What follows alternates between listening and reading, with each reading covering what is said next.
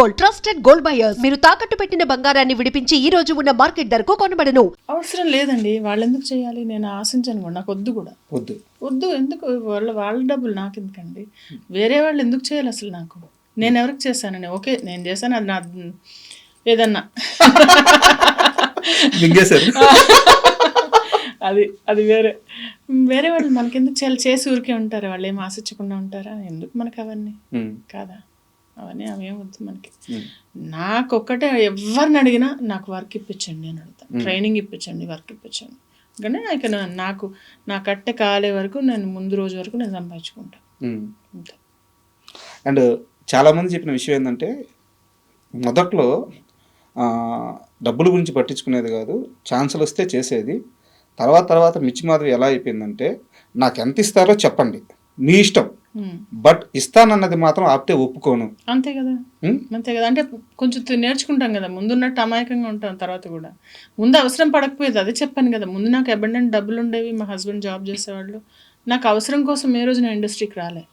కొంతమంది అవసరం కొద్దీ వస్తారు, వాళ్ళ ఏముండేది కదా, నా జాబ్ ఉండేది, నా ఆఫీస్ ఉండేది, నాకు అసలు ఒక్కోసారి అయితే షూటింగ్లో ఒక 20,000 అలా తెచ్చి మేనేజర్కి ఇచ్చి పెట్టేదాన్ని, ఉంచండి మీరు నేను వెళ్ళేటప్పుడు తీసుకుని. ఇప్పుడు 20,000 తక్కువేమో, ఎప్పుడు మాట 18 ఏళ్ల కిందటి మాట మాట్లాడుతున్నాను, 15 ఏళ్ల కిందటి మాట మాట్లాడుతున్నాను. అలా పర్సులో డబ్బులు ఉండేవి, ఒక్కోసారి అసలు లెక్క కూడా చూసుకునేదాన్ని కదా, ఎంత ఉన్నాయో కూడా చూసుకునేదాన్ని కదా, ఇట్లా తీసి ఇచ్చేదాన్ని. అలా ఉండేవి డబ్బులు ఉండేవి బాగానే. ఇప్పుడు రాను కొంచెం ఖర్చులు ఎక్కువ అయ్యి అన్నీ కొంచెం ఇది అవుతుంది కదా. అంటే ఒక మనిషి అక్కడి నుంచి ఇక్కడ ఇలా ఈ రేంజ్కి మారిపోవడానికి ఏవో కొన్ని ఇన్సిడెంట్స్ జరుగుంటాయిగా, మీ కష్టాన్ని దోచుకొని ఉంటారుగా, అలాంటి ఇన్సిడెంట్స్ ఫేస్ చేసిన తర్వాత ఇలా అయిపోయారు. దోచడం అన్నను రెస్పాన్సిబిలిటీస్ అంట, రెస్పాన్సిబిలిటీస్. చిన్నప్పుడు పిల్లలకి ఏం ఖర్చు ఉంటుంది, పెద్ద అయ్యే కొద్ది వాళ్ళ ఖర్చులు ఎక్కువ అవుతాయి కదా, మీకే తెలుసు.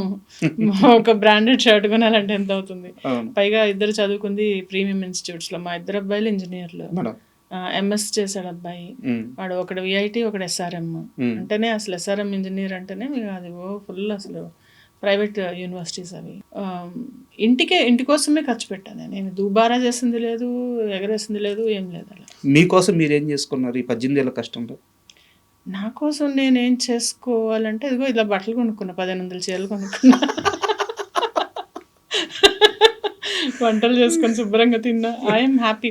అంటే ఒకటేంటంటే, నాకేం కావాలని నేను తెచ్చుకుంటాను. నేను ఏ రోజు ఐఎమ్ నాట్ డిప్రైవ్డ్. అంటే డిప్రైవ్డ్ అంటే తెలుసా మీకు, దానికోసం తహతహలాడను, తప్పించను. ఏ వస్తువు కోసం, మనిషి కోసం, ఏ విషయం కోసం అదేం ఉండదు. నాకు ఏదైనా కావాలి అని అనుకుంటే ఐ విల్ సీ దట్, అది నేను తెచ్చుకుంటాను. లేదంటే వదిలేస్తా. ఎంత బుర్రని అంత ఏమంటారు దాన్ని రంపం పెట్టి కోసుకొని ఆ బాధలు నాకు పడే ఓపిక లేదు, తక్కువ పేషెన్స్ తక్కువ. వాటిల్లో కొన్ని ఉండాల్సిన చోట బోల్డ్ పేషెన్స్ ఉంది, అక్కర్లేని చోట పేషెన్స్ లేదు. చాలా దగ్గర దూరాలకు కూడా ఫ్లైట్ టికెట్లు బుక్ చేస్తారంట, ఫ్లైట్లోనే వెళ్తారంట, చాలా లగ్జరీ జర్నీ కావాలంట.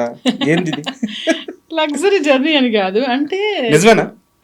అంటే సపోజ్ టైం చూసుకుంటా, అంటే నేను వెళ్ళిపోవాలంటే నేను వెళ్ళడం వచ్చేయడం, అంటే నాకు అదే చెప్తున్నా కదా, కంఫర్ట్ చూసుకుంటా, అలా కంఫర్ట్ చూసుకుంటా. పిల్లలకు కూడా అలాగే. మా బాబు ఎందుకు ఒకరోజు వాడు 7th క్లాస్లో ఉన్నాడా అనుకుంటా, నేను ఫ్లైట్ ఎక్కాలంటే సరే పద అని చెప్పి సాయంత్రం ఫ్లైట్ ఎక్కి మా అక్క వాళ్ళ ఇంటికి తీసుకెళ్ళాను, ఏదో ఆటో ఎక్కి నేను అక్కడ తీసుకెళ్ళినట్టు. అలా జస్ట్ ఊరకనే ఎక్కాలని గోలా పెడుతుంటే మా చిన్న అబ్బాయి పద వెళ్దామని వైజాగ్ వెళ్ళాము. అట్లా. ఎంత సంపాదించారు మేడం ఎన్నేళ్ళ ప్రయాణంలో? లెక్క పెట్టుకోలేదు రాజా, ఓ మోస్తరు నెంబర్ ఉంటుంది బాగానే. అంటే సంపాదన అనేది ఉంటే వెనక సంపాదన అంటారు దాన్ని. ఆస్తులు ఏం లేవా? ఆస్తులు ఉన్నాయి, ఏదో అమ్మ వాళ్ళు ఇచ్చినవి, ఏదో మా హస్బెండ్ సంపాదించింది. ఇప్పుడు ఆస్తి చిట్టా పద్దులు ఎందుకు నీకెందుకు, నేను నీవు అడుగుతున్నానా? లేదు, మరి ఒక ఎమోషనల్ క్వశ్చన్ ఉంది దానికోసం. ఆస్తి అంటే మన త్రివిక్రమ్ గారు విలువలే ఆస్తిలాగా విలువలు అయితే ఉన్నాయి, అవైతే ఉన్నాయి. అంటే 17 ఏళ్ళకి పెళ్ళి అయిపోయింది, ఇక్కడికి వచ్చేటప్పటికి బ్యాక్గ్రౌండ్ ఎవరు లేరు, ఇలా పోవమ్మా ఇలా సక్సెస్ అవ్వమ్మా అని రూట్ చూపించే వాళ్ళు ఎవరు లేరు, కొత్త చేతులతో వచ్చేసారు.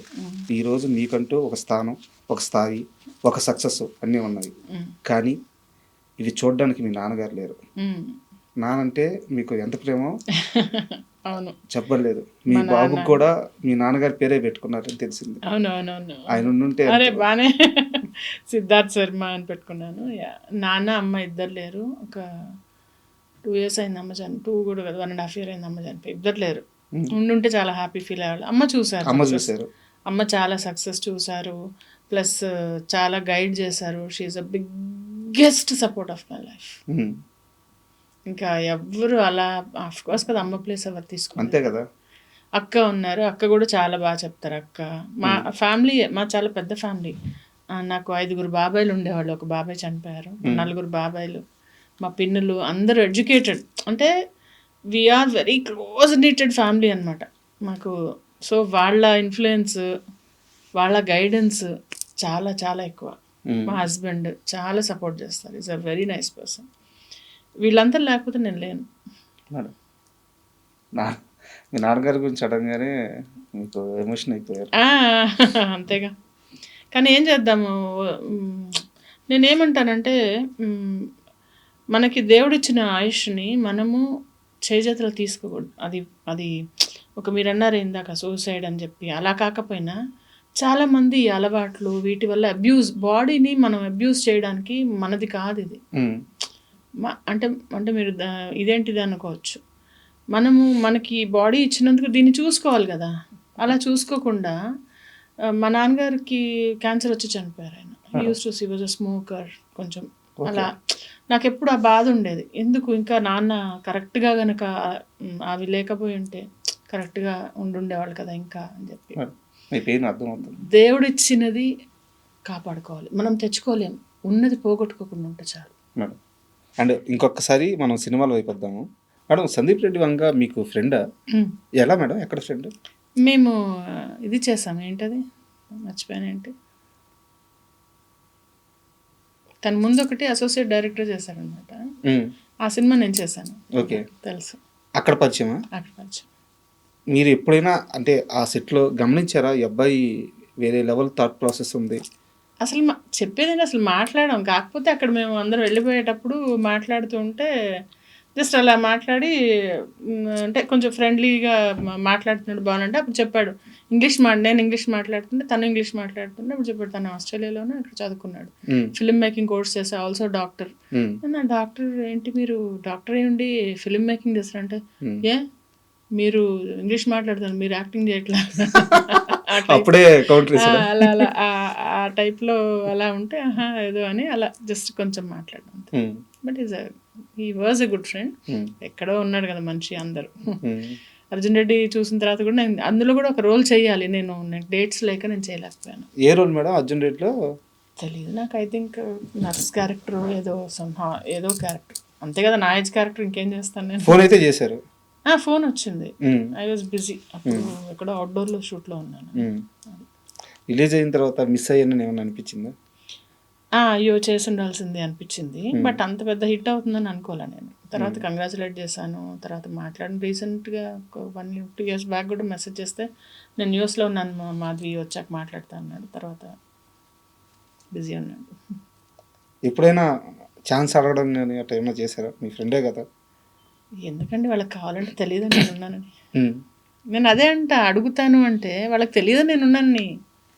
ఇంకా అడిగాక వాళ్ళు మొహమాట పడి ఇవ్వడం నాకు ఇష్టం లేదంటున్నా.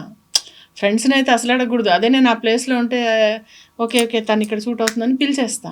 వాళ్ళ పిల్లలదంటే నేను సూట్ కాలేదేమో కదా. ఇప్పుడు మనం అడిగి లేదనిపించుకోవడం ఎందుకు? అసలు ఇండస్ట్రీలో ఉండే వాళ్ళకి ఈ మెంటాలిటీ ఉండదు మేడం. ఉంచుకోకపోతే ఎవరు ఇబ్బంది పడతారు రాజా?